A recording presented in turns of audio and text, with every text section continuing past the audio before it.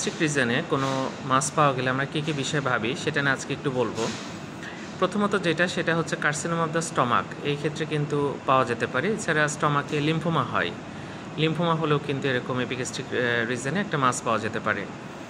এরপরে যেটা আমরা বলি সেটা হচ্ছে যদি লিভার ক্যান্সার হয়, এটা প্রাইমারি হতে পারে অথবা সেকেন্ডারি হতে পারে। হেপাটোসেলুলার কার্সিনোমা প্রাইমারি এবং সেকেন্ডারি, তখন কিন্তু এপিগ্যাস্ট্রিক মাস একটা পাওয়া যেতে পারে।